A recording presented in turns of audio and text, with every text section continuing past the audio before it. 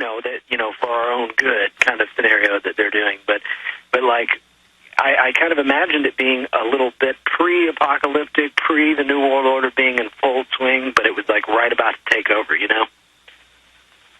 It's really scary to me, the whole scenario of it being like that, it being possible that we could end up with a global kind of, the United Nations could swing in at any time and decide that they're going to, lock the United States down because of dangers of wars, and we've got China and Russia and North Korea and Iraq and all these places that are gunning for us, and what I feel like we're just baiting them. The people that are in power are just baiting them because they would love that to happen so that they can then say, oh, we need to lock this whole place down and take control so we can make everything better, Absolutely. We're going to go out with all of this could have been yours. Then we're going to come back and wait till how this ends with Stephen King. What happens to the radio host at the end? That's coming up in the final segment. We'll be right back.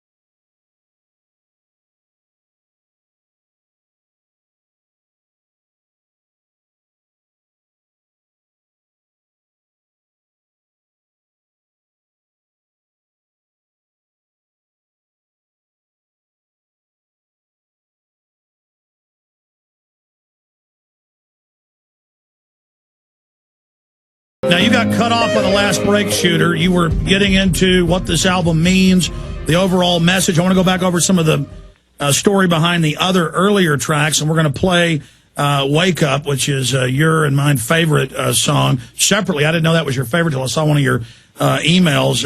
In fact, your favorite four or my favorite four. I mean, it's such amazing music, and it goes on sale tomorrow. So before we go any further, tell folks how they get a copy of Hierophant's Black Ribbons. Man, you can get it anywhere except for Target. Target's the only place that's not carrying it. I think it wasn't for any political reasons. I think it was just they're downsizing their stuff, and they weren't sure how it was going to do because it was such a risk, I think. But you can get it anywhere. It's going to be on in any stores, or you can get it at shooterjennings.com, or you can get it, any kind of outlet. The one thing that's good about the physical copy of the album is that it comes with these archetype cards. There's like 6 different cards, and there's one in each package. And when we're playing shows live, when we're playing a headlining show, we're going to pick a number for every show, and anyone who has that card on them can come back and hang out with me in the band and have like time to talk and ask questions or whatever. So we're kind of doing a lot of things to give people the incentive to buy the actual physical copies of the album, as well as trying to give them opportunities to hang out with me in the band. So. Well, I can't wait till you come to Austin. You think you might be at Emo's in April, you were saying? Yeah, we're looking at it. I don't think we've confirmed the date quite yet, but I think April we're going to be at Emo's. So, if they just stick to our MySpace, which is MySpace/ShooterJennings or ShooterJennings.com, they'll be able to keep in with the dates. And you bet when we come down to Austin, we'll be giving you a ring. And I think we're going to talk to you guys out of Coachella also when we do that festival.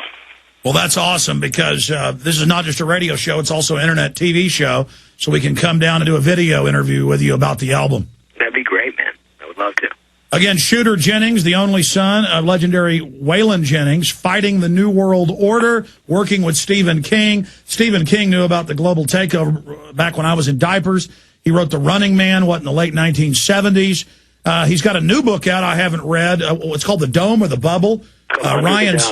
Under the Dome. Yeah, Under the Dome, because Ryan just got it and was saying how great it is. All about a controlled society, a tracking grid, a police state. I'm told the movie Crazies that is out right now kind of dovetails with that. But it's great to know that Stephen King is obviously aware of what's happening. You were telling me, too, the guy that produced the audio, you talked to him. He's also a listener of the show and fully aware of what's going on. And that's the good news. We are really the majority. The awakening's out there. The last domino to fall is all of us realizing that we are the majority, that we're not alone, and having more people like yourself, Shooter, come out, make a bold stand against MKUltra, the New World Order, the swine flu vaccine, the tyranny, the bankers, the message that's in all these songs. It's incredible. You got cut off by the break when you were trying to talk about your whole view of the world we're in a few years from now that this album is warning people about, so hopefully we don't have to go there. Yeah, man, that's exactly kind of the purpose, and it really, I'm not like making anything up, everything that was put into this piece of art or whatever was taken from what is really going on in the world and the things that you've been speaking out about and the things that other writers that I've read have been speaking out. I mean, even people like Manly P. Hall and of course, like I said, I've said about Ike, everybody will form their own opinion about him. I'm not an avid follower of Ike, but there was a book he had called Infinite Love is the Only Truth, Everything Else is Illusion, which is where that title came from.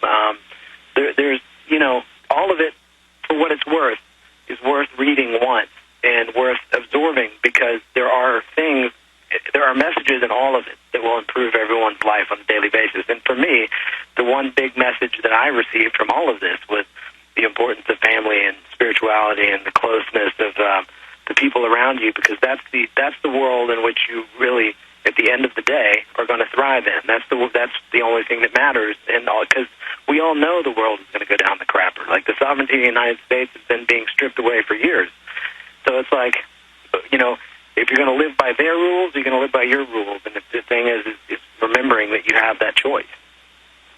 Absolutely. Let's talk about the message of some of the other tracks. What about Don't Feed the Animals? What are you talking about there?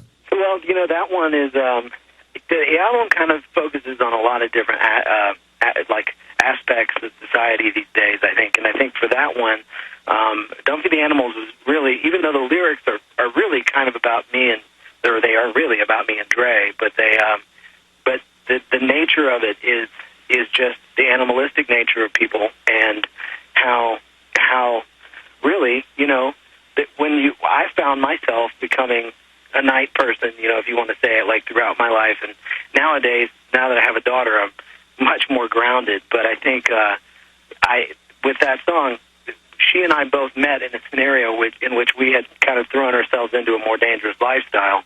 And it's kind of dictating that story through the environment of the fact that, the subculture to America is very dangerous in moments, and there's a lot of wild aspects to kind of when you're living in a worldly kind of state of mind. It's sold as sexy, but it ends in destruction. Exactly. And that's really kind of what that song is about. And all of us are weak. None of us are perfect, but really, piety, love, grace, that is what uplifts you to a point where you're really awakened and can see what's happening. And then you see how silly it is to get a bottle of Jack Daniels and drink half of it. We're not here judging anybody. I've not been perfect. The whole point is we're reaching towards something better.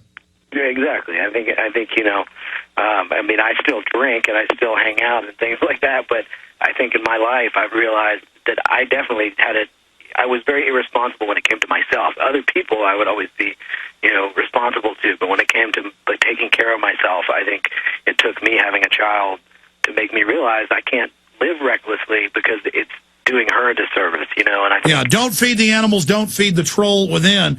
What about Lights in the Sky? That's MK Ultra type stuff? yeah, that whole song, it started out as a love song, and it got a little too creepy, and it turned into this song that basically, you know, deals with the kind of programmed people of our, you know, even to the Charlie Mansons and of those kind of guys in the world, these people that are not... Oh, that was definitely staged, yeah. Yeah, I mean, so I think it's, you know, that song is kind of from a Patsy's perspective, kind of... what about Everything is Illusion? Everything else is illusion. Everything else is illusion. Like I said, the title came from an Ike book, but that song... Now, that was co-written by a guy named Matt White, who's in a great band from Brooklyn called Earl Greyhound, one of my favorite new bands, and he and I had become friends, and he was staying at my house.